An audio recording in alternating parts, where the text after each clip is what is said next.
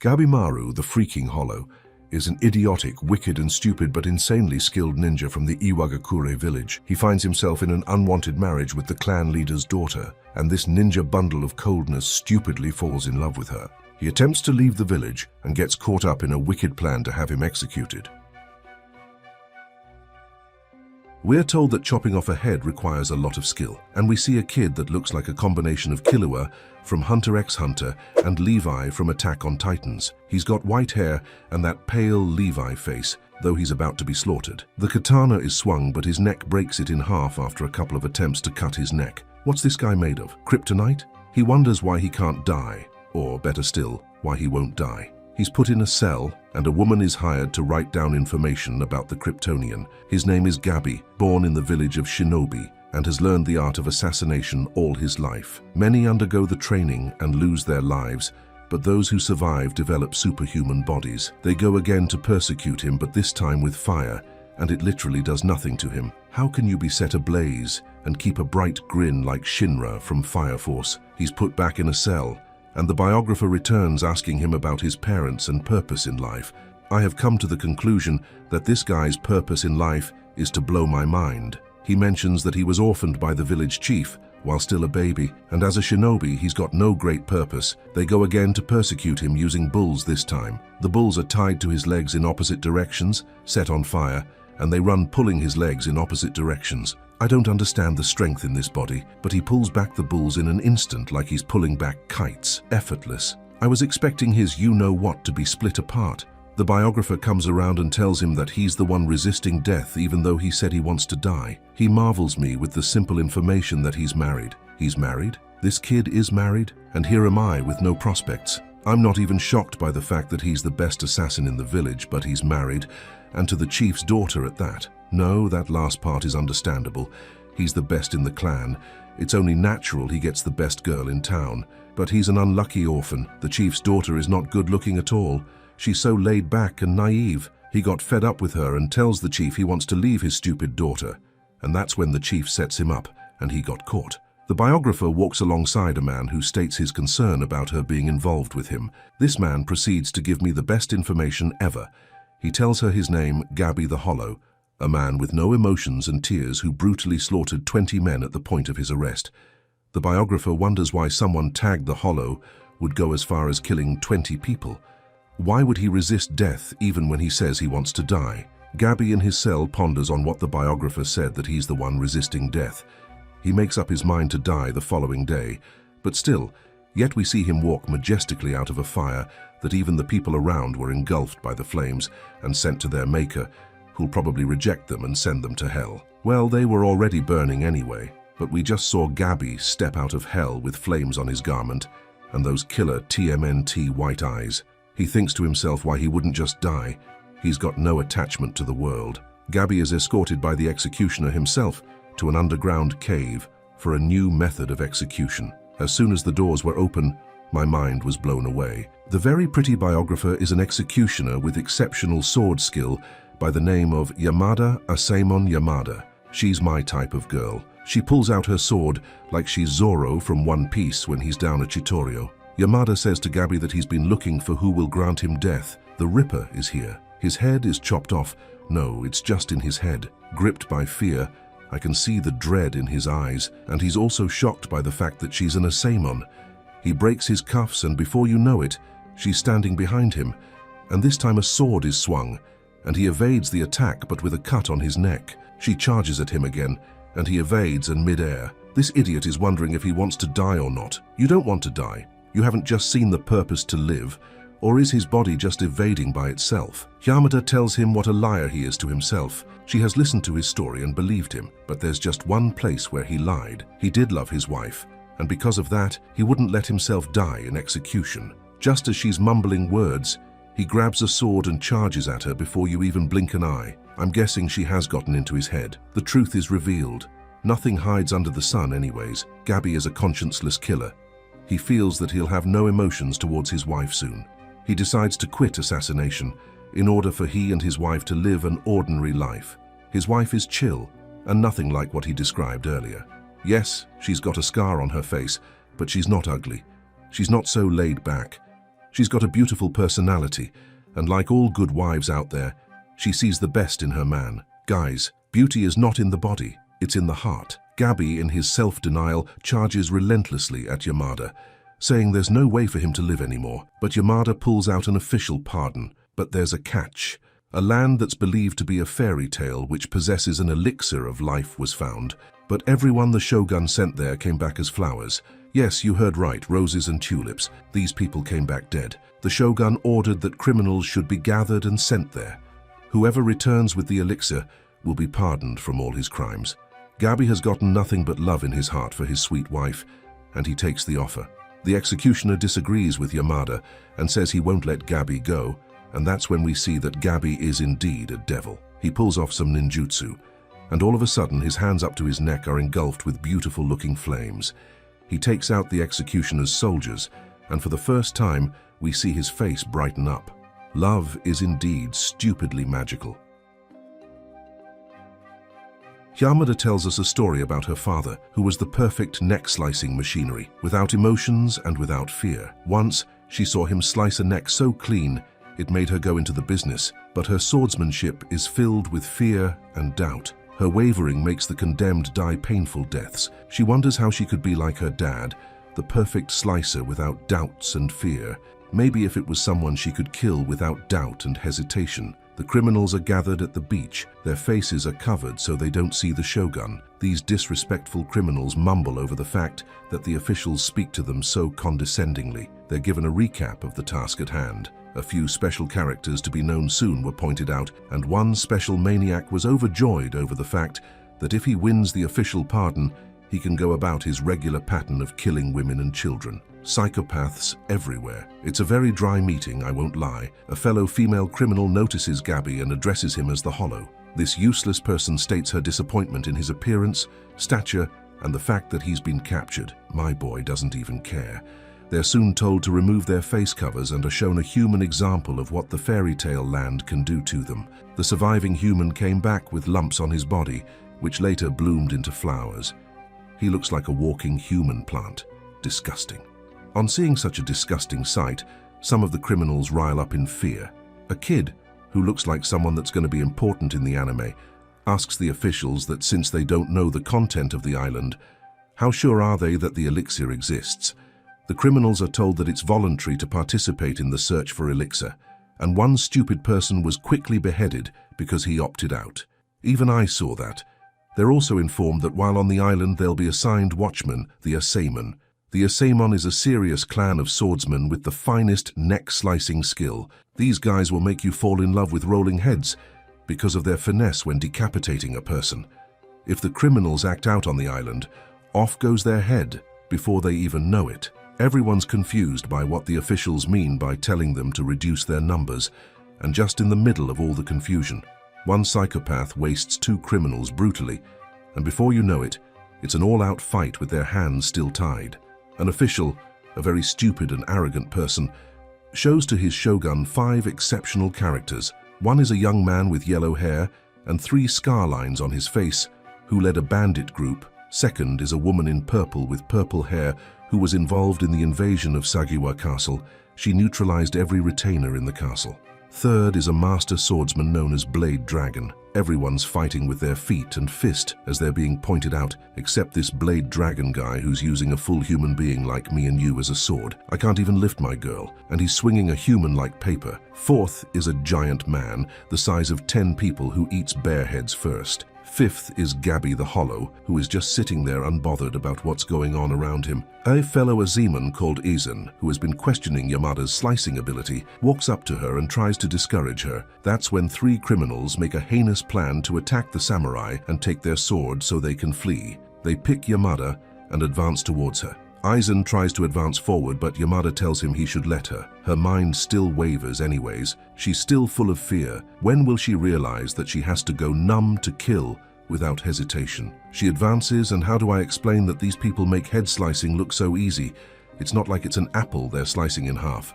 It's a neck that has bone in it. Before we know what's going on, Gabi approaches the official's stand where the shogun is. He requests for another method of choosing who will go, but the stupid officials pay no heed to him and call on another criminal to kill Gabi. Gabi doesn't want to kill, but that's where we have a problem. He doesn't want to die, which leaves him no choice but to kill them. What I'm about to tell you word for word is true. Gabi starts killing like a barbarian. I can't tell if it's raw strength or technique. He uses just his hands to cut the neck of the first person, uses a kick to the collarbone to bring the second person down to the floor, bursting out blood from his mouth. He uses his teeth to bite out the neck of the third person. He uses just one hit per person to kill those who come after him. He makes it look so easy. His methods are brutal, but it sends a message to everyone who's left standing. He's the OG here. Aizen comments on how brutal his methods are. Gabi replies if he should do it pretty. L.O. Yamada finally reaches the realization that all she needs is the resolve to take on the fear and the life that she takes. The officials put a stop to this bloodshed and say the rest of them will go on the quest. The chosen ones are Azachobe, the Bandit King, Tamiya Gantetsusai, the Sword Dragon, Twisted Keiun, the Hunter of 100, Narugage of the Sanka, Harubo, the Killing Prayer, Runaway Shinobi Gabi the Hollow, Akaginu, the Cannibal Courtesan, Kunoichi Yuzuhira of Keishu, Moro Makia, the Apostate, Rokurota, the Giant of Bizen. All 10 to be accompanied by a Seimon executioner. The criminals are sent by boat still tied and leashed like dogs to their Seimon executioners. They see the island, said to be a paradise where the elixir of immortal life resides, an island called Shinsenkyo. We witness the immortality of the village chief. Swords, spears, everything strikes him, yet he stands as if nothing happened. I wanted to shorten his name to Gabi, but that reminds me of a character in AOT who should have been eaten long ago. So we'll go with the Hollow. He and Yamada stroll through the island. It looks like paradise, but everything screams creepy, and the Hollow agrees. Compared to the forest from episode 9 of Shangri-La Frontier, another insane anime you should see, the Shinsenkyo looks better than the prismatic forest, but everything is just Final Destination wrong about the Shinsenkyo. The Hollow frees his hands by cutting the rope like breaking a biscuit in half, effortlessly. Yamada, with no hesitation, commands him to bind himself back. I'm also wondering how he's going to fight and do the needful with his hands tied. She puts the edge of her sword at his neck, as if when the time comes to make the cut like those heartless butchers at the beef store, she'd actually have the mind to. He agrees, and she whips out a new rope to tie his hands. That's when he is hit by a very big iron ball. I'm in literal shock because I almost poured my sweet New Year jollof rice on the floor. That came out of nowhere. I wasn't expecting that at all. It was another executioner with his criminal who was dumb enough to think he had killed the Hollow with just that shallow strike. Okay, maybe not necessarily shallow, but you get what I mean. This bastard would have been dead if I was the Hollow. I would have pulled an amazing combo on this idiot and sent him right to hell. The Hollow tells Yamada to look at him, and she foolishly goes ahead to give the fool a proper intro. But the Hollow says that's not what he's talking about. He's referring to the fact that his hands are not tied like she was yapping on about following the Shogun's rules. Yamada questions her fellow executioner Kisho for unbinding the criminal's hand.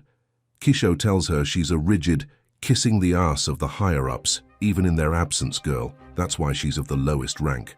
The bastard tells the Hollow that he'd rather kill the competition and take his time finding the elixir. The Hollow doesn't want to fight, but man's got to do what a man's got to do. The bastard charges towards the Hollow, and as soon as the Hollow moves his body to advance, that stupid girl touches him and tells him to bind himself. Must women be so difficult, my God? Like every other normal person, even in the anime-dom, they would at least dodge while they tie their hands. But the Hollow, who's from a world of indestructibility, allows the bastard to hit him with 3 different weapons, because this alien's body broke all 3 of them. All 3 like they were wine glasses used to hit him. Now that's the kind of body you need to withstand an African mom's slippers. The bastard charges at him with a spear. The Hollow catches it with his armpit, just like how Shrek did in Shrek 2. The Hollow uses the spear to launch the bastard into the air, causing the bastard's weapon to scatter in the air. The Hollow kicks one of the weapons, and it sends the bastard flying, even though he's in mid-air. Would you believe that bastard was wearing a level 30 legendary gear armor? COD players would understand. He gets up again, all fired up to lose another round. How I wish they showed the fight. But in the next scene, we see something like the bastard hanging on a stick facing the sky, with all his weapons pierced into his body. I would have loved to see the Hollow work his magic with his hands tied. Kisho cuts off the bastard's head and turns around to leave. Yamada tells him to be careful, and he tells her to be more worried about herself due to the criminal she's with. She's not safe just because his hands are tied. He explains the horrors he's seen just as soon as they arrived, those who sought out to kill the competition before arriving, those who forged an alliance, and those who pretended to. In the midst of all the explanations, we see a scene where Aizen was murdered in cold blood, brutally if I might add, and eaten by Rokurota, the giant of Bizen. Kisho reveals some information about the mission to Yamada and the Hollow, and successfully plants seeds of doubts, which sprout out fruits of personal ambition and desires, because as soon as Kisho leaves, the Hollow acts possessed by an actual purpose Hollow. Before I can bite through my steak, he picks up a sword and attacks Yamada. I'm shocked, you're shocked, Yamada's shocked about what's going on. There's a shockwave going around. Swords clashing, and these two fools are not even certain they want to kill each other. A few blocks and swings later, and the Hollow has Yamada on the floor, pointing a sword at her, but the gentle words of his sweet wife won't let him kill her. He wonders how he's going to survive if he's become this weak. He'll never see his wife again. Yamada tells him he's not weak for not fleeing from his feelings. A few words of encouragement, and she tops it off, telling him he is not his old self. A saying his wife always says to him. The sword dragon and his executioner casually walk through a field, and before you know it, he picks up his sword and cuts off his hand. He tells the executioner that the butterflies have human faces and stingers that look like bee stingers. A few seconds later, the hand he cut off sprouted out leaves and flowers. The grounds begin to shake. A giant, human-shaped monster with hands connected by a staff, its tongue sticking out long and hands for eyes. If that wasn't odd enough, the Sardines have sent in a warrior with 3 sets of hands and 2 feet standing upright and 2 king whiptails. And let's not forget the extra centipedes with fingers sticking out of their mouth. This place is truly creepy, like I said. The Hollow wonders if this monster is a fish or monster. Is it dead or living? Wondering why it has praying beads on all 3 pairs of arms. Don't get me wrong, it's not 3 arms. It's got 6 arms, like if 4 arms in Ben 10 had 2 extra hands. The monster cuts all the beads as if it's finished praying and ready to devour. It throws all 6 of its arms like gum pistol from one piece. The Hollow uses its arms as telling stones and quickly kicks open its head. But this fish does not relent. It grabs the Hollow by the leg and hits him on the floor. The Hollow gets up, and for a few seconds, he thinks back on the 5th Shinobi rule, which states that they shouldn't attack an unknown enemy. He ponders if he should run away alone or run away with her. In the middle of thinking, the monster grabs him with its sharp tails and uses him to clear a few trees in the forest. Yamada runs towards him like a caring mother, and the first thing she could express was how she was shocked that he could actually get injured. As soon as he raises his head and tells her they should make a run for it, he immediately realizes that there's nowhere to run to, because they're surrounded by monsters.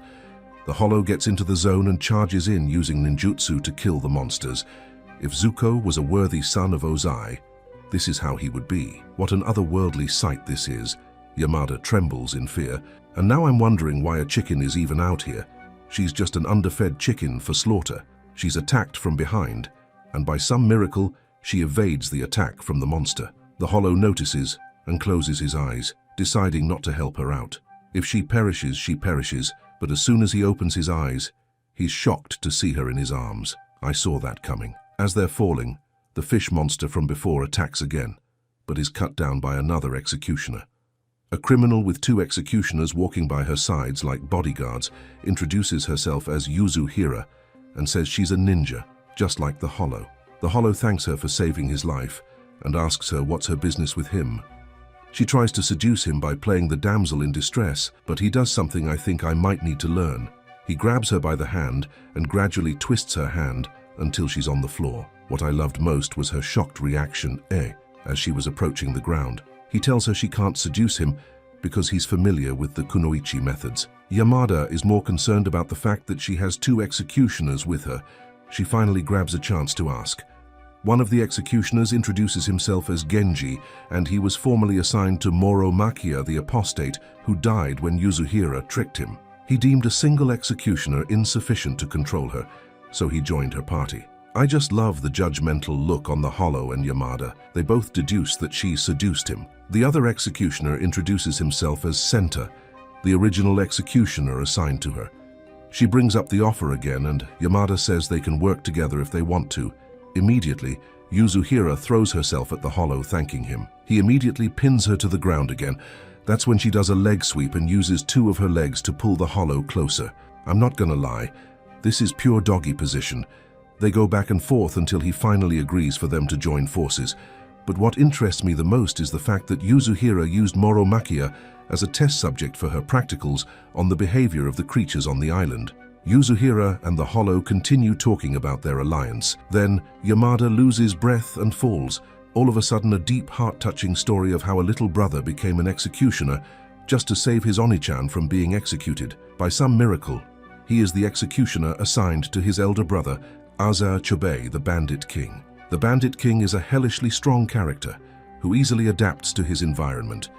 He has always been able to adapt to his environment and the conditions around him right from childhood, which has helped him and his little brother survive. Aza saves his executioner brother, who's called Toma, using one of the monster's weapons. Well, this is where I was expecting, because the monsters here begin to chant with actual words that you and I can understand. Aza gets pissed and kills every last one of them with nothing but brute strength. Something very weird and diabolical seems to be going on, and I still can't seem to place my hand on it. What happens next? If you like this video and leave a comment with part 2, I will make a second part, and this is the end of the video. As always, if you liked the video, please subscribe to the channel and leave a like. Also, activate the bell so you don't miss any more of the action.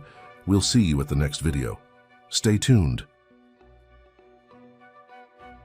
Yamada had a very terrible dream of her dead looking down at her condescendingly. She wakes up panting and her heart throbbing. Genie was standing over her. He took her to a cavern on the island where she senses no insects or monsters. Yamada was poisoned by the butterfly scales and could not move. She gets up despite Genji telling her otherwise, but right now she can't afford to take her eyes off her prisoner. She stepped out and saw him grinding some leaves.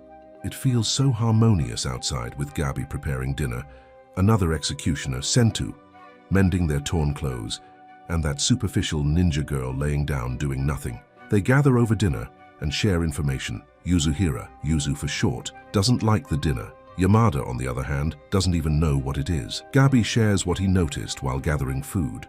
The flowers were mostly ordinary, but what piqued his attention was that he found flowers resembling the samurai who became flowers. Gabi speculates that most of the flowers here could have been humans. Other than this information, he didn't find anything that looked like the drawn sample of the elixir. Maybe they shouldn't use that sample anymore and look out for something out of the ordinary instead. Sentu enlightens them to focus on the statues, which are, by the way, very erotic. Is there a technique to create such statues? If so, who did? And does the person live here? Yamada believes humans can't habituate here. The monsters and insects are too big for humans. When she cut down a few, it felt like they had no flesh and bones, no organs. The make-believe ninja, Yuzu, opened her mouth and screamed, "So they don't have..." Their appearance is otherworldly, like the fishman and cockroach head. It's like insects were infused onto human-looking figures. Sentu also brings notice to what the monsters wear, so poorly made, somewhat religious but crude, thus they're like malformed gods. All these bad news, but Gabi sees it as reasons why the elixir of life exists. If things can live without bones and organs, it's felt like 5 days, but Yamada stood basking under the warmth and serene scene of the sunset. She said, "It's not been 24 hours in this hellhole." Genji shows up and offers to take her place since his prisoner has died. His reason being that she's the daughter of the Yamada clan, and it's her duty to marry the next head of the clan. He commends her sword skills, but trashes her battle skills. He pointed out the fact that she has lost her sword. It'll be safer for her to return to the clan, but is it really that easy to return to whence you came? A young executioner, Tenza, was on a boat with his criminal Nurugai, who's a very young boy. Nurugai blasts the samurai for being stiff and strict about things that do not exist. Tenza was trying to paddle their ship away from the island. First, he was met by difficult sea currents. They saw the shadow of a ship. Tenza's hopes level increased, but on seeing the actual shipwreck, the hope went down back to zero. Getting onto the island is not the problem. Leaving the island is. There were fishermen sneaking around in the shipwreck. Immediately, Tenza stupidly drew his sword. Very hideous tentacles with slithering whips like flagella shot out of the water and broke their ship. They ran across the shipwreck and came across a wasted executioner who's already turning into a floral being. Nurugai is traumatized by the fact that he ignorantly led the samurai to his village, and they killed everyone except him, who was taken for execution. He falls to his knees and said, This is his time to go to the others in the afterlife. He titles this time as his divine punishment. Tenza doesn't really understand what Nurugai is moving his mouth and saying. Tenza kept on slicing up the tentacles that were flying towards Nurugai, even though Nuru, for short, has told him to flee without him. Tenza is determined to understand why Nuru would rather die than try to save his life. All the tentacles suddenly attack Tenza. Tenza sliced them up in the speed of light. Nurugai makes up his mind to go on with life. Tenza hands him a sword and points out a boat they can use. They finally arrive on land, but it's still the same god-forsaken island. They wash off the blood on them and plot twist. Nurugai was a girl. I'm as shocked as Tenza, who's telling her to face the other way if Nuru is actually a lady. You know, I never really seem to understand why men get so flustered at the mere sight of a woman. Is this their way to show morality in the shows? Because God knows me, I would get me a good cup of water and a magnificent glass to take a good look at God's creature. Because most of these women who flash off to men are really sexy, and Nuru-san is more than attractive and a blessing to the eyes of men. Genji is fixated on Yamada leaving. Sentu half agrees because he'll feel more safe if Yamada was around. She goes to watch her prisoner over the night, who all of a sudden became a diplomat. He spoke so kindly and sweetly to her. One could say he was flirting, but his kind words boost her esteem and her pride that Genji had been trampling on because he feels she's weak. The next morning, Genji walked in on Yamada, asking her if she's ready to leave. She thanks him for his concerns and tells him that she's not going anywhere. Instead of this very stupid girl standing her ground, she groveled on the floor and begged him to accept her as a samurai and not as a mere woman. Followed with that, this guy with an ostrich brain drew his sword and struck her, but she took his sword like a skilled ninja. There was smoke and everything. Genji got pissed and took his sword back.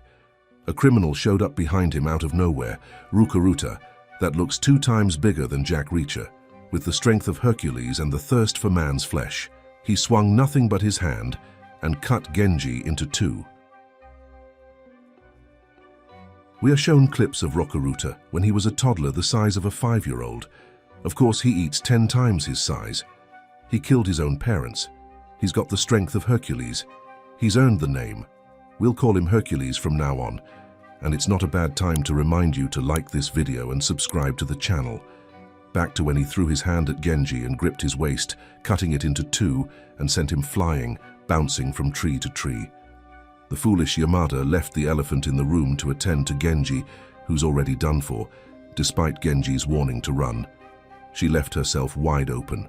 Hercules came out of nowhere and tried to grip her, but was stopped by Gabi with a flying dragon kick that sent Hercules flying and brought down 5 to 6 trees, but he was still unharmed. They're in for it. It's a fight to the death. Gabi evaluates his opponent, and for a moment there, he thought he would be able to stop his palm. It didn't take long for him to realize that trying to stop his hands was very futile. Hercules kept throwing hands at Gabi, and thank God for Gabi's overwhelming speed. Gabi tries something new. He stomped on a rock that caused small rocks to fly into the air. Gabi kicked the rocks at Hercules, who just stood there as if nothing. A few of the rocks that missed Hercules cut through trees. Gabi tried another method. He whipped out his waistcloth and used it as a sword, a skill called unformed sword. But nothing was having any effect on Hercules. Yamada attended to Genji's grievous wounds. She covered them up, but that doesn't stop the tremendous outflow of blood. He stops her and tells her to run away. He finally had a profound realization as he now sees and understands that Yamada doesn't put a lie between men and women, but sees all as equals, a realization that gave him a deep understanding of Yamada's true nature.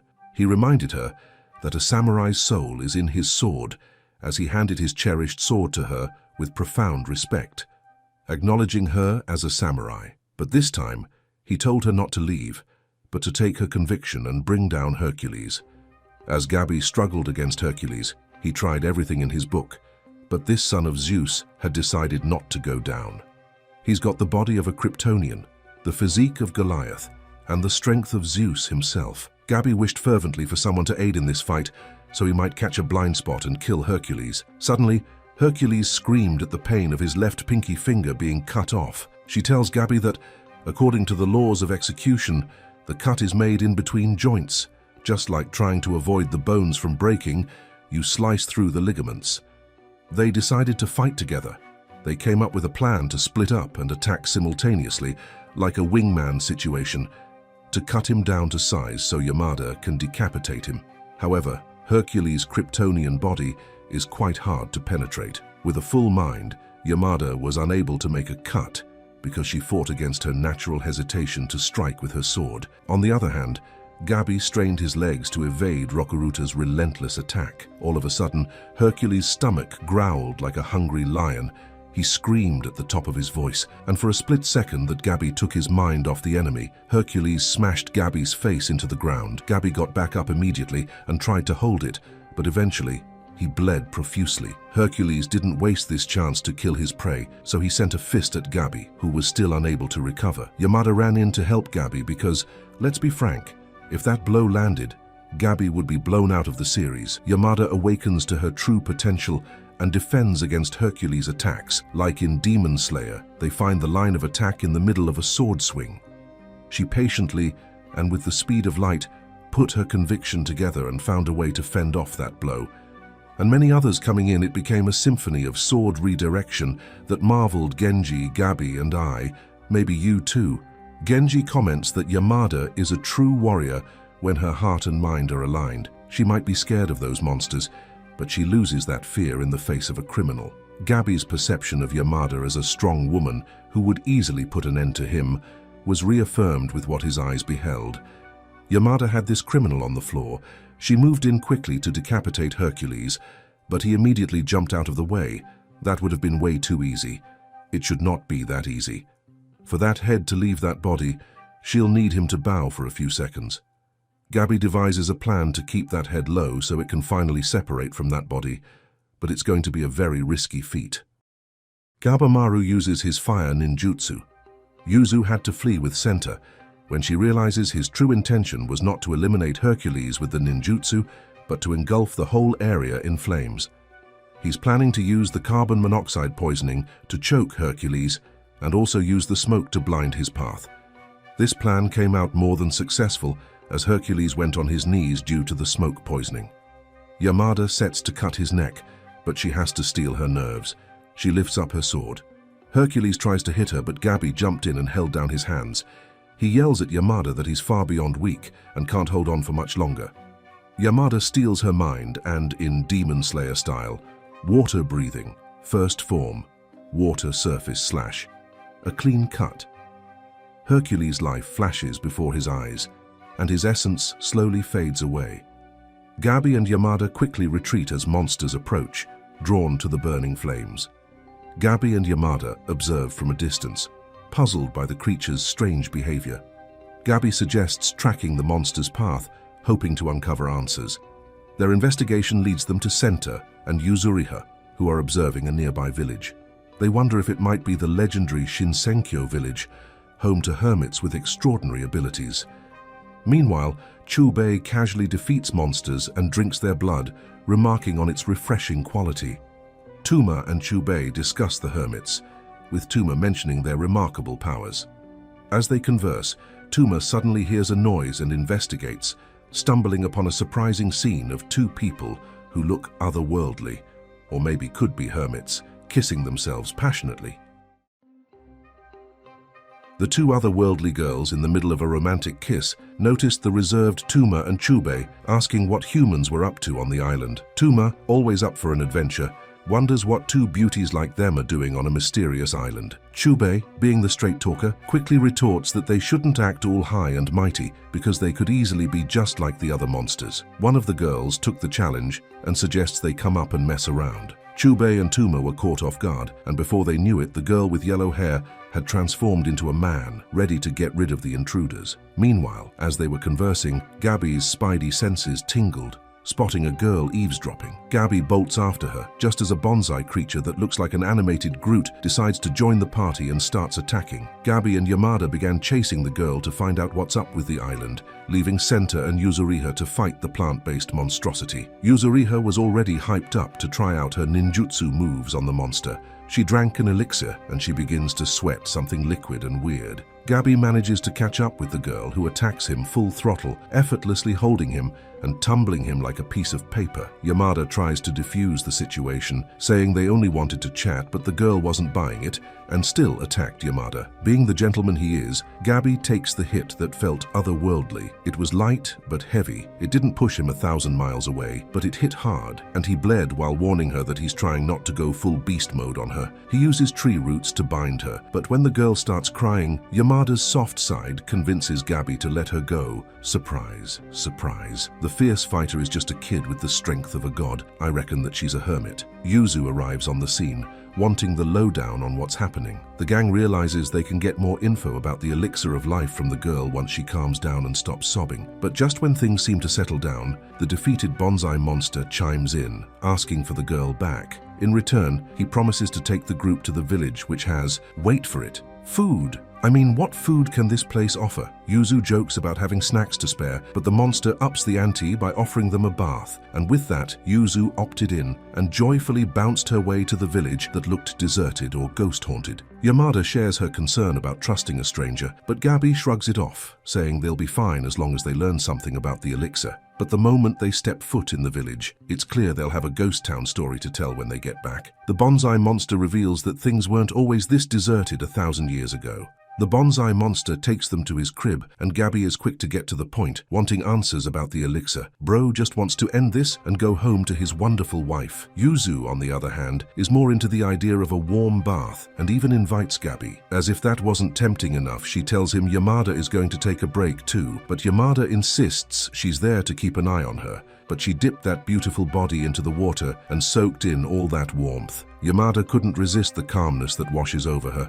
All she needed was some cool music and some fruits as she baths. Gabi warns Senta not to touch anything, especially not the drinks, since they know nada about these monsters, and it could be risky business. When the grub hits the table, Senta's willpower takes a nosedive. Bro is gonna fall, and he's munching away before you can say elixir of life. The bonsai monster stays evasive about the child and the elixir, but Yuzu breaks the tension with her usual appetite. As they eat, the bonsai monster dives into the tale of the village, revealing they call it Kotaku, while humans might have other names for it. The monster goes on about how Shinsenkyo is the land of gods, but Gabi's eyes glaze over with impatience. He's not there for a history lesson. He just wants to know about the elixir. The bonsai monster admits it's a legend, but does exist. It's called Tan and is supposed to be in the innermost part of the village known as Horari. The island is broken into 3 parts, the outer, the middle, and the inner. Senta is geeking out over the new info, while Gabi is all business, grilling the bonsai monster to find out if he's seen the elixir, and if he's just blowing smoke. The bonsai monster stays cryptic, hinting they'll find out for themselves soon enough. The bonsai monster tells them about the gods, Tensebs who rule the island. They're eternal, ever beautiful, and also powerful. The bonsai monster was telling the story, while the visual was Chubei and Tuma battling one of the mighty Tensen, only to find out they may have taken on a bigger challenge than they bargained for. This Tensen reveals that they may have fought the other monsters, but they're out of their league against the Tensen. Chubei goes for the attack, but ends up with a broken axe. Back at Bonsai Monster HQ, the monster spills the beans that they have no chance against Tensen. Tensen doesn't allow humans to leave the island, and whoever sets foot here ends up dead. No exceptions. The Tensen finishes off Chobei and Tuma. The Bonsai monster keeps preaching the truth, explaining Tensen runs the show on this island, ordering the Shoshin to handle the dirty work and punish the wicked. Those who perish don't just die, they transform into mystical flowers. As he narrates, we see poor Chubei being dragged into a pit with dazzling flowers, his transformation inevitable. The flowers in there are humans.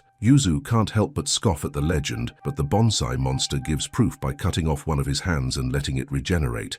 He warns that the fate of humans on the island is in the hands of the gods, and leaving the island won't be a walk in the park. Gabi and Yamada contemplate the mysteries of the elixir and the possibilities it holds. The bonsai monster reveals his name is Hoko, while the girl's name is Mei, and they've been around for centuries. Gabi and Yamada exchange skeptical glances, taking the story with a grain of salt. Gabi quips that all these riddles can wait. For now, he wants to wash off the blood on him, so they head to a bath. They open the door and meet poor Mei naked, who begins to cry at the sight of them. Gabi just goes in and begins to take off his clothes like the emotionless entity he is. Yamada comforts her and tells Gabi to hide away while he does his thing. She notices that her hair and skin are bad, though she has the products to keep them clean. Yamada starts bonding with Mei, teaching her some good old-fashioned bathing etiquette and how to pamper herself with beauty products. Meanwhile, Gabi is lost in thoughts of his wife and the moments she helped him wash and share in life's challenges. He encourages Mei not to worry about her scars, and that appearance isn't the end-all-be-all. Yamada is surprised at his gentle approach, and the three walk back together as Yamada begins to see Gabi in a different light. Maybe he's not all that bad after all.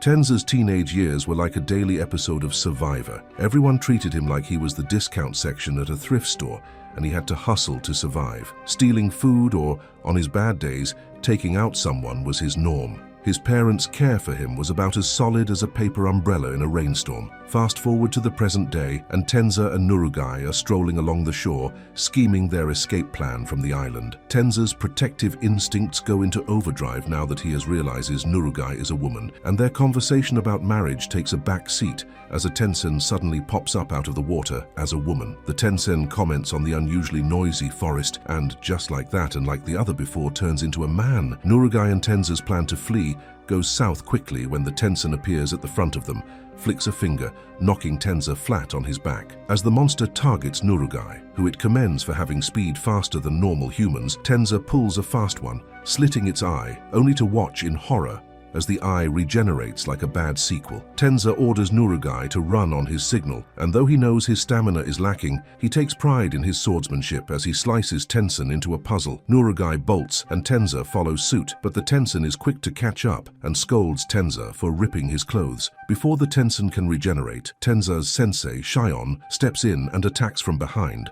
ordering them to hightail it out of there. As they run, Nurugai asks Tenza about his sensei, and he reveals that it's Yamada Asaemon Shion, who, despite being blind, moves with the precision of a cat with bat-like senses. Shion is quick to point out Tenza's flaws, too focused on speed and not enough on aiming for the opponent's head. He also calls Tenza out on his weak lungs, leaving him feeling red-faced. Shion explains his mission to escape the island and how he found a spot with currents that might lead them off the island. Tenza's excitement is palpable as he asks Shion to take them there, but Shion points his sword at Nurugai, questioning Tenza's decision to protect a criminal. Tenza defends Nurugai, explaining she hasn't done anything wrong, but Shion's memorized the whole roster and knows her history. He warns Tenza that his actions could jeopardize the clan. Tenza reminds Shion of the time he took him off the streets and taught him to use a sword. Shion responds that he saw potential in Tenza, just as Tenza did in Nurugai. Shion agrees to spare Nurugai but warns of the consequences if she poses a threat to the clan or him.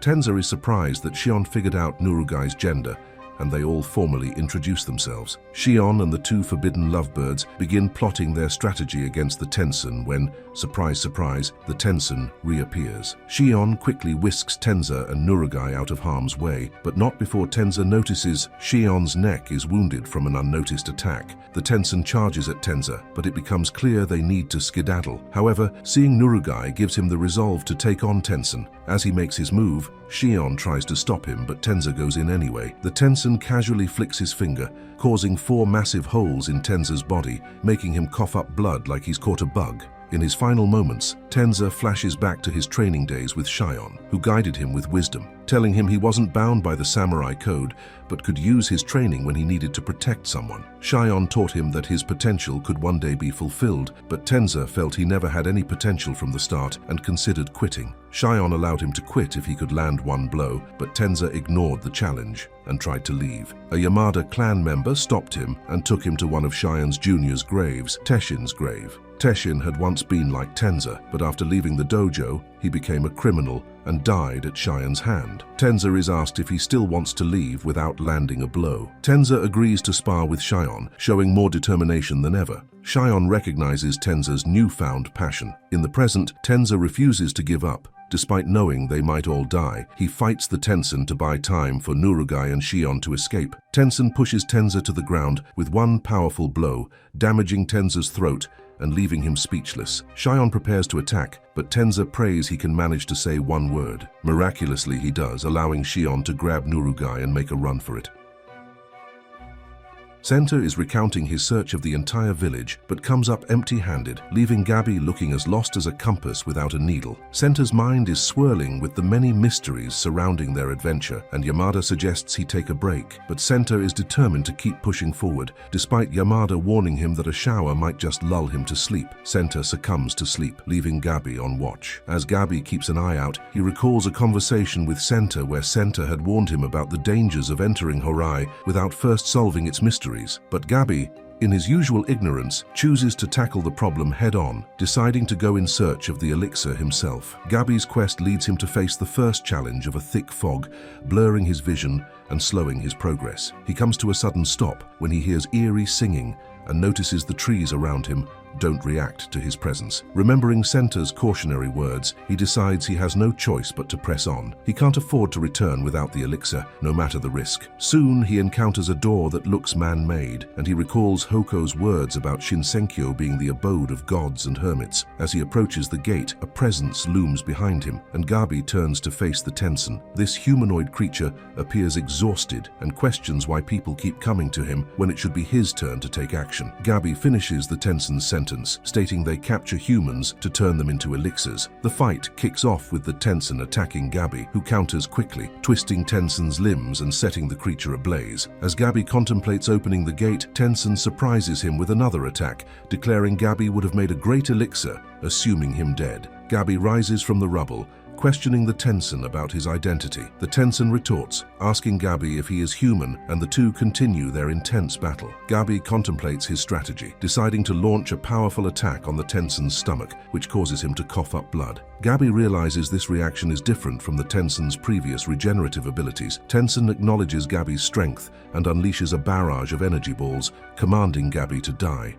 Gabi withstands the attacks, knowing he can't simply defend. He must keep moving and attack faster than the Tensen can regenerate. Gabi lands rapid punches, shattering half of Tensen's face and leaving the creature bleeding on the ground. Gabi remains cautious, knowing the Tensen isn't truly dead, and demands to know the whereabouts of the elixir. The Tensen wonders aloud what he should do, worried about the repercussions he might face. He transforms into a massive flower, revealing two black and white monstrous beings within. Gabi, trying to stay calm, reassures himself he's faced monsters before and begins to analyze his next move. However, the flower unleashes an electric-like attack towards Gabi.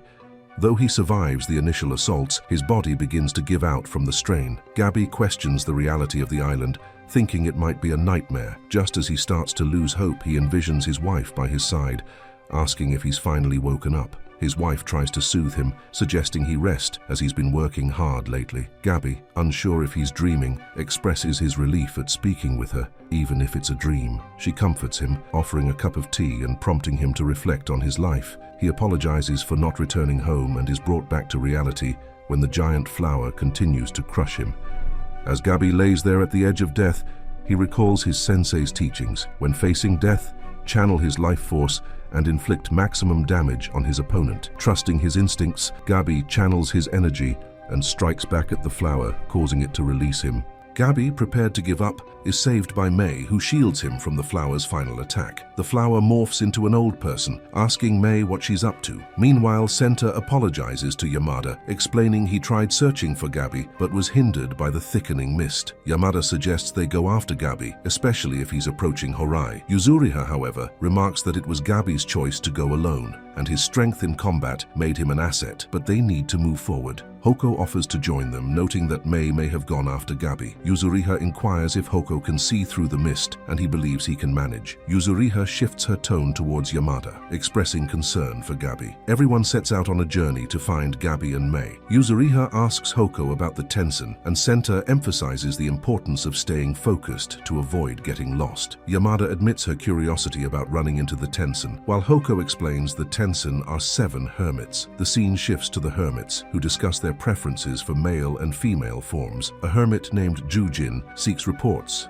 and mentions being surprised by a human who forced him to transform into a massive flower. Another hermit, Ju Fa, warns against underestimating humans, revealing he put some in a pit where they may have transformed into flowers. Ju Jin reports having dealt with Gabi, seemingly killing him. The hermits reaffirm their ultimate goal, obtaining the elixir of life. Yuzuriha questions the existence of 7 hermits, and Hoko explains they are an extension of one ultimate god, each with unique roles on the island. He shares that these are legendary tales and reveals that he once looked like them, as did the entire village. 1,000 years ago, the village prospered, but over time, humans transformed into trees. Hoko adds that as memories fade, individuals seek the mist to be welcomed into Horai upon death. He points out one of the trees, stating it's his daughter, and admits his memory is fading too. Hoko explains Horai is the final resting place for souls, where the Tensen decide who may enter. Yamada worries about Gabi, though she acknowledges his safety isn't her responsibility. Gabi and Mei lie down, with Gabi regaining consciousness and questioning his surroundings. Realizing the creatures aren't gods or hermits, he believes there must be a way to defeat them, but knows he needs more people to succeed. As he ponders his next steps, another criminal approaches him. Gabi and Gantetsusai prepare to duel, but Gantetsusai is taken aback by Gabi's resilience, not expecting him to be in fighting shape. As they face off, Asaemon Fuchi suggests they hold off on the fighting and focus on gathering information instead. Fuchi wants to know if Gabi really intends to fight them both, and Gabi realizes that together they make a formidable duo. Instead of fighting, he proposes they join forces and work together. Gantetsusai makes a move, but Gabi stands firm. Gantetsusai expresses his disappointment in Gabi, explaining he seeks strong warriors to team up with. Fuchi is curious about why Gabi wants to work together. Gabi brings up the Tensen, causing both Fuchi and Gantetsusai to be taken aback. Fuchi requests more details about the Tensen, but Gabi admits he doesn't have all the answers. He tells them he needs a pardon because he wants to see someone dear to him. Before Fuchi can question him further, Gantetsusai declares he's on board, much to Fuchi's surprise. Fuchi questions Gantetsusai's decision, considering Gabi an enemy, but Gantetsusai explains he's less interested in being pardoned and more focused on gaining notoriety. He wants to be remembered and talked about for generations. Fuchi dismisses Gantetsusai's grandiose dreams and instead focuses on the possibilities of immortal beings. The three eventually agree to join forces and team up. Fuchi presses for more details, and Gabi begins to explain about Mei. He turns around and is shocked to find Mei has transformed into an adult woman. His astonishment deepens when she calls out his name, revealing she can now speak. In his state of shock, Gabi asks who she is, quickly realizing his abruptness and apologizing. He thanks her for saving him and asks her to share more about the Tensen and their immense power. He wonders if she is like the Tensen, and I wonder when you're going to like this video and subscribe to the channel. Meanwhile, Senta explains to the group that he doesn't believe the island is the real Shinsenkyo, because the names like Horai are derived from various religious cultures. He mentions reading about a religion that created a similar setting, an island shrouded in mystery. Senta suggests the key to understanding the island lies in the phenomenon of people transforming into flowers upon death. Yuzuriha points out that if this is true,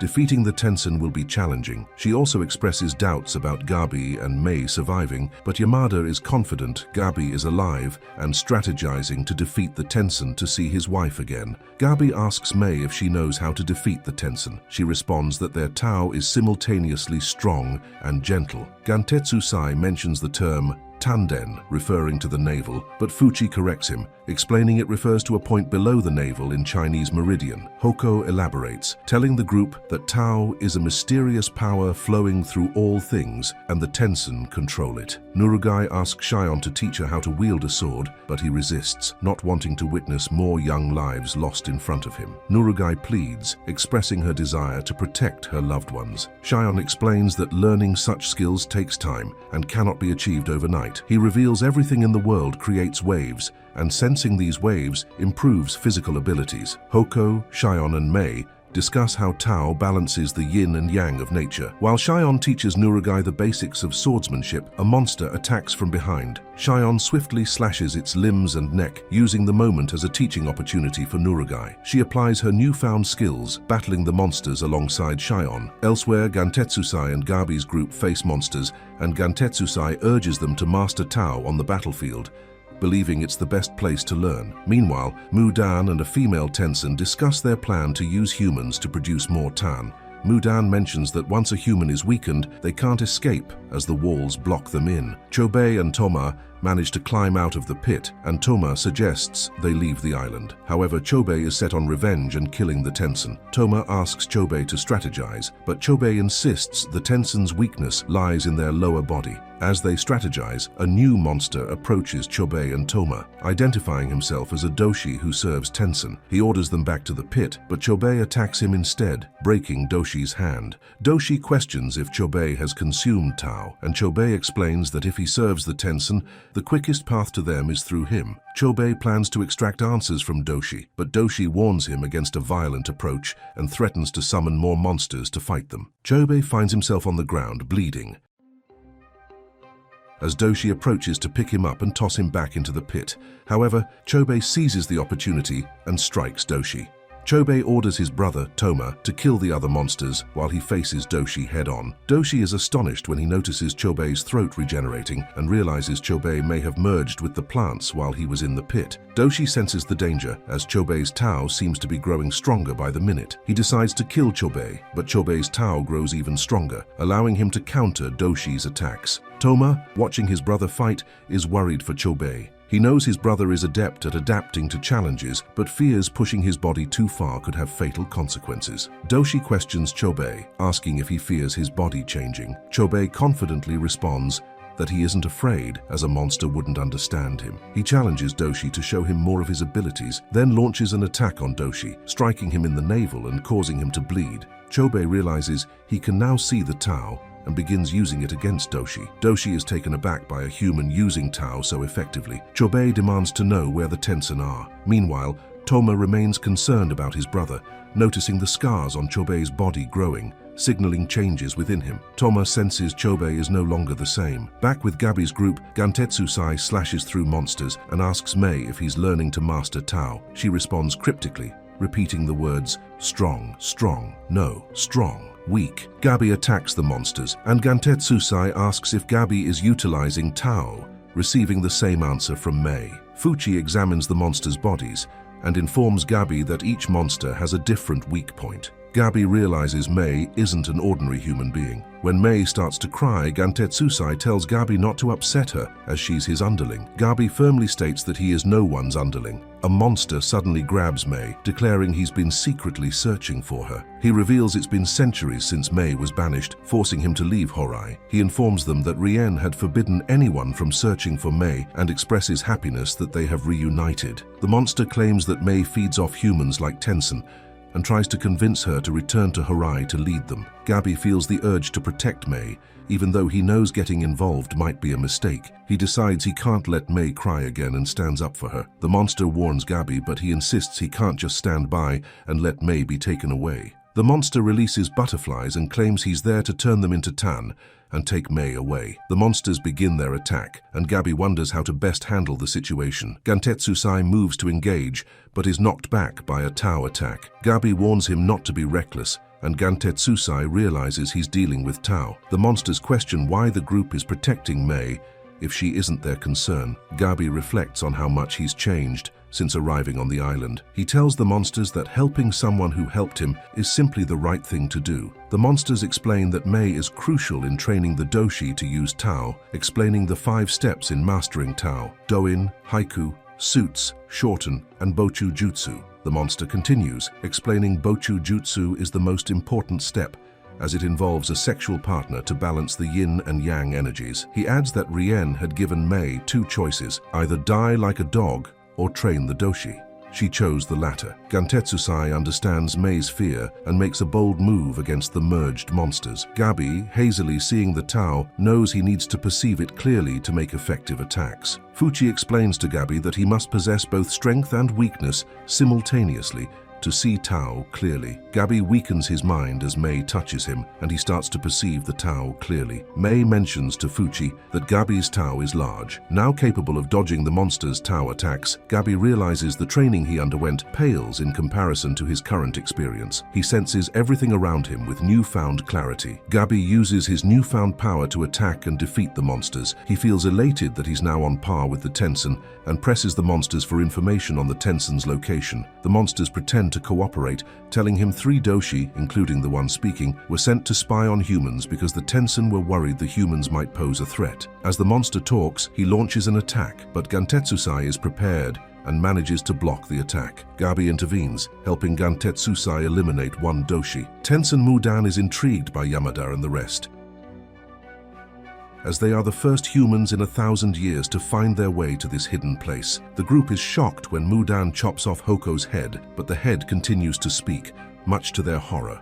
Yuzuriha tries to flee, but Mudan stops her, assuring her that he doesn't intend to kill her yet. Yamada confronts Mudan, asking who he is, and Hoko reveals that Mudan is one of the Tensen. Senta is surprised to see Hoko alive and speaking, despite his head being severed. Mudan informs them that Hoko will eventually turn into a tree, accepting his fate as part of the cycle, hoping to enter Horai in his soul form. Mudan crushes Hoko's hopes, revealing that all beliefs about the island are lies to maintain order. He explains that the island is a place for experimenting on humans, with those who reach the island serving as research materials. Mudan enjoys toying with humans, and only high-quality humans are turned into tan. Senta asks about the elixir of life, and Mudan tells him there is no such thing. Humans who consume tan turn into trees, gaining eternal life, but not eternal youth. Yamada worries about the consequences Gabi faces if there's no elixir of life. Taking advantage of the situation, Yuzuriha attacks Mudan, but he regenerates quickly,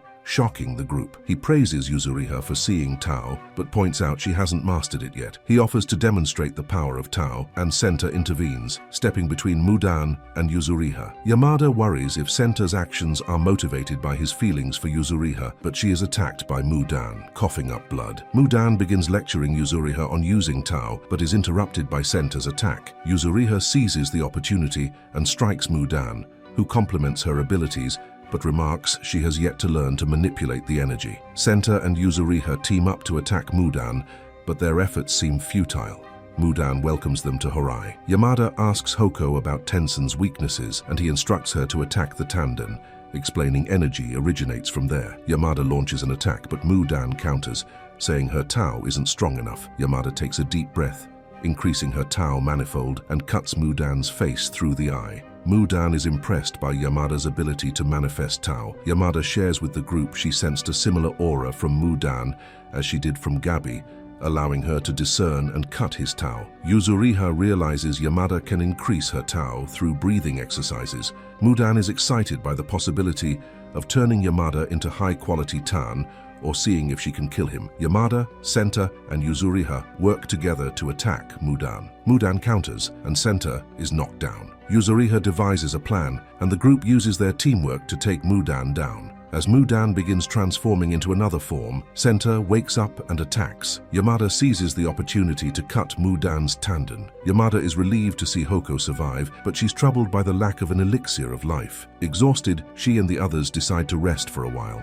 Yamada asks Senta if he has special feelings for Yuzuriha, and Senta admits he's envious of her free-spirited nature. He reveals he wanted to be an artist as a child, but tradition dictated he train under the Yamada clan. Meeting Yuzuriha, he admired her free spirit and ninjutsu skills, becoming emotional. Gabi realizes he can sense Tao but hasn't mastered using it. Fuchi cautions against killing all the Tensen, as it would mean losing access to information about the elixir of life. Gabi asks Mei if she has any requests, wanting to thank her for saving his life twice. Fuchi wonders how Gabi's softer side might affect his mission. As Gabi's nose begins to bleed, he collapses. Yuzuriha notices many flowers on the ground, and one of the buds attacks, causing Senta to sacrifice himself to save Yuzuriha. Tragically, Senta immediately transforms into a flower. A giant flower opens up, revealing Mudan in his Kishikai form. Yuzuriha realizes they must fight the monster again, and they are attacked. Just when things seem dire, Shion arrives to their rescue and cuts into Mudan. The flower monster sent sharp whips at Yamada and Yuzuriha, but Shion jumps in and slices them up. Shion arrives on the battlefield with nothing but the intent to confront Mudan and eliminate him. He takes charge and instructs Nurugai to cut away Senta's roots and flowers to slow his transformation, while Yuzuriha and Sagiri assist in helping Senta and keeping him safe.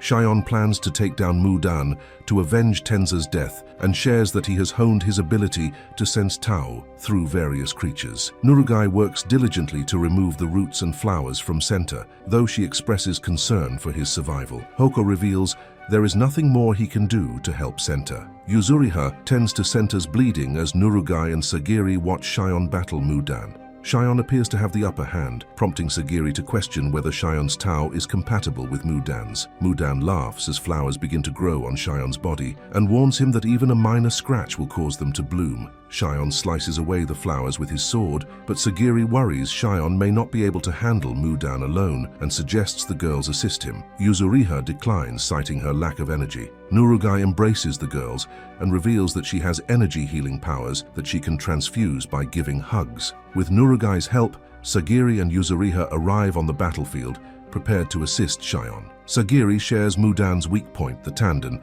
and they prepare to use Yuzuriha's mucus and bandages to protect themselves from Mudan's flowers. The trio attack Mudan together, with Sagiri pinning one of Mudan's arms down to allow Shion to strike at his tendon. Shion is initially hesitant because he doesn't sense any tan from these areas of Mudan's body. However, Senta interjects and instructs Shion to attack Mudan's ovule, revealing it to be the location of Mudan's plant form's tendon. Shion follows Senta's advice and slices Mudan's ovule, causing Mudan to perish and turn into a field of flowers. The group then rushes to check on Senta, with Yuzuriha stating he only has another hour left. Sagiri suggests using salve to treat Senta, but Yuzuriha only has one left and believes it should be saved for Shion. Yuzuriha decides against splitting the salve dose to save some for herself. Instead, she asks Senta to think of a memory to comfort him before he dies. Senta confides that he only wanted to be in her arms before he passed. After they bury Senta, Yuzuriha inquires about Shion and Nurugai's origins, but Shion suggests they leave the area first. Sagiri interrupts and thanks Yuzuriha for her words of wisdom. She emphasizes treating everyone, both criminals and Asaemon, as equals and devising a new plan to return from Shinsenkyo alive. Meanwhile, Gabimaru awakens to find himself in a cave with Ganketsusai, Fuchi, and Mei. Ganketsusai tells Gabimaru he brought him there, though Gabimaru doesn't remember the journey. Sagiri and the others find shelter in a temple, preparing to rest for the night. While Nurugai and Yuzuriha bicker over clothing, Shion suggests they review the information they have to guide them on their journey. They discuss Tao, its benefits and drawbacks, and the implications of Mudan's claims about the elixir of life. Shion acknowledges the shogunate won't accept a failure to find the elixir. Sagiri expresses confidence in the existence of the elixir because Gabimaru informed her that his village chief was immortal, proving it must exist. Yuzuriha questions Sagiri's certainty, proposing that Gabimaru's chief could have used illusions to deceive him. Yuzuriha speculates about Gabimaru's relationship with his wife, questioning whether it was genuine or manipulated by the chief. At the same time, Gabimaru struggles with memory loss, only recalling his identity. He decides to play along with Mei, Fuchi, and Ganketsusai, but is prepared to kill them if things go awry. After discussing the day's events, Shion meets Sagiri outside the temple, where Sagiri vents about the Asaemon they've lost and the tragedies Gabimaru has faced. Gabimaru, elsewhere, ponders a memory of an intimate moment, but can't seem to fully remember his wife's face. On the mainland, the shogun has ordered new Asaemon executioners to go to Shinsenkyo to monitor the true expedition on the island, and one specific Yamada Asaemon Shugen, with eyes that tell that his soul has no conscience left, was called. Thank you for sticking around to the end of this recap. Please like, subscribe, and leave a comment telling us what anime you'd like us to recap next. See you around.